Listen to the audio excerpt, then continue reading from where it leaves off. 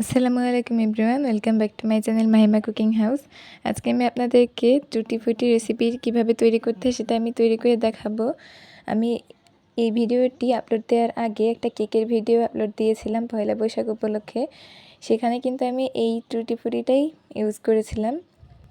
এই রেসিপিটা আমি আপনাদের আরও আগে দিতে চেয়েছিলাম, কিন্তু নানান ধরনের ব্যস্ততার কারণে পারিনি, তাই আমি আপনাদের আজকে দিচ্ছি, আপলোড করছি ভিডিওটি। এই টুটি ফুটি কিন্তু আপনারা সংরক্ষণ করতে পারবেন বাইরে রেখে, অথবা নর্মাল ফ্রিজে রেখেও সংরক্ষণ করতে পারবেন। আর তাছাড়া যারা নতুন মায়েরা আছেন তাদের জন্য একটা নতুন ট্রিক্স, যাদের বাচ্চারা পেঁপে খেতে পছন্দ করে না তাদের কিন্তু চাইলে আপনারা এই টুটি ফুটি বানিয়ে তাদেরকে ক্যান্ডি হিসেবে বানিয়ে দিতে পারেন, অথবা তাদেরকে যে কোনো কেকের মধ্যে বানিয়ে দিতে পারেন। তাহলে কিন্তু তাদের শরীরে পেঁপের পুষ্টিটাও কিন্তু থেকে যাবে। সো কীভাবে এই ট্রিক্সগুলো ইউজ করবেন সেটা আমি আজকে আপনাদেরকে দেখাবো। যারা আমার চ্যানেলে নতুন এসেছেন তারা অবশ্যই চ্যানেলটি সাবস্ক্রাইব করে দিবেন, আর না টেনে পুরো ভিডিওটি শেষ পর্যন্ত দেখবেন। আমি এখানে কাঁচা পেঁপে নিয়েছি, একদম এইভাবে করে কেটে নিয়েছি, ছোটো ছোটো করে দেখতেই পাচ্ছেন। এটাকে আমি ভালোভাবে ধুয়ে নিয়েছি। এরপরে আমি এটাকে একটু সেদ্ধ করে নিব।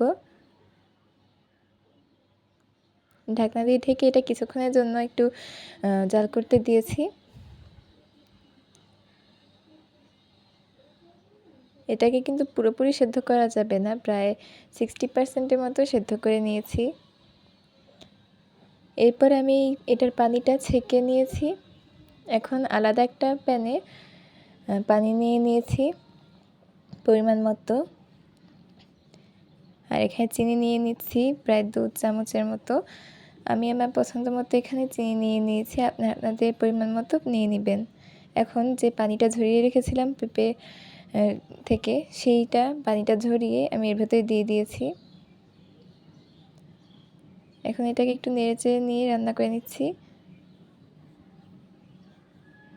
এটা যখন আস্তে আস্তে জাল হয়ে আসছে, তখন এর ভেতরে আমি এখানে সামান্য একটু ভ্যানিলা এসেন্স দিলাম, জাস্ট একটা ফ্লেভারের জন্য। এটা খেতে তাহলে দারুণ লাগবে, এর জন্য আমি দিয়েছি। এরপর এটা আস্তে আস্তে নাড়াচাড়া করতে করতে এই চিনির পানিটা এর সাথে যখন পুরোপুরিভাবে ঢুকে যাবে, তখন আমি এটা উঠিয়ে নিয়েছি। এখন আমি এগুলোতে এক এক রকমের কালার অ্যাড করব, এর জন্য আমি আলাদা আলাদা পিরিচে উঠিয়ে নিয়েছি। এখন আমি এখানে এক একটাতে আলাদা আলাদা কালার করেছি, আপনারা চাইলে সাদাও রাখতে পারেন। আমি একটা সাদা রেখেছি, দেখতেই পাচ্ছেন। আর একটাতে রেড ফুড কালার, একটাতে অরেঞ্জ, একটাতে ব্লু করেছি। আপনারা কিন্তু চাইলে ইয়েলো, গ্রিন, পিঙ্ক যে কোনো কালার করতে পারেন। এখন আমি এটা এভাবেই রেখে দিব এক রাতের জন্য। এক রাতে এইভাবে করে রেখে দেওয়ার পরে কিন্তু দেখতেই পাচ্ছেন এর ভেতরে যে পানিটা ছিল, সেই পানিটা কিন্তু অনেকটাই টেনে গিয়েছে এর ভেতরে। এখন আমি একটা বড় সাইজের একটা এরকম ঢালা, বা আপনারা যে কোনো কিছু নিতে পারেন, বড় কোনো পাত্র। আমি এখানে এটা নিতে নিয়েছি।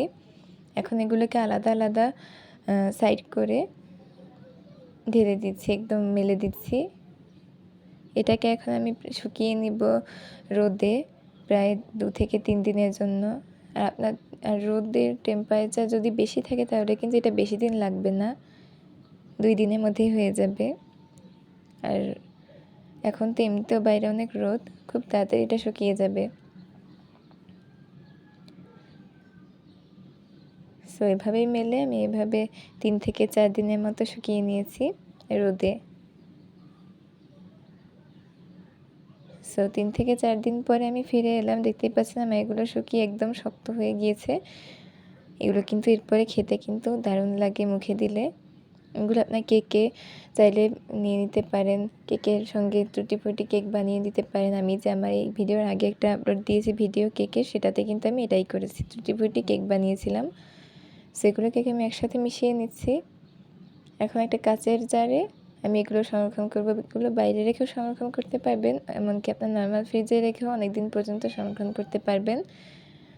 সো আজকে আমার এই টুটি ফুটি কীভাবে তৈরি করলাম, এই ভিডিওটি কেমন লাগলো অবশ্যই কমেন্টে জানাবেন। আর যারা আমার চ্যানেলটি এখনও সাবস্ক্রাইব করেননি অবশ্যই সাবস্ক্রাইব করে পাশেই থাকবেন এবং একটি লাইক করে দিবেন। আর যারা পেজ থেকে আমার ভিডিওটি দেখছেন তারা অবশ্যই পেজটি ফলো করে রাখবেন। সো আজকে আপনাদের এই ভিডিওটি পুরো না টেনে শেষ পর্যন্ত দেখার জন্য অনেক অনেক ধন্যবাদ। সবাই ভালো থাকবেন, সুস্থ থাকবেন এবং আমার জন্য বেশি বেশি দোয়া করবেন এবং আমাকে সাপোর্ট করবেন। সবাই ভালো থাকবেন। আল্লাহ হাফেজ।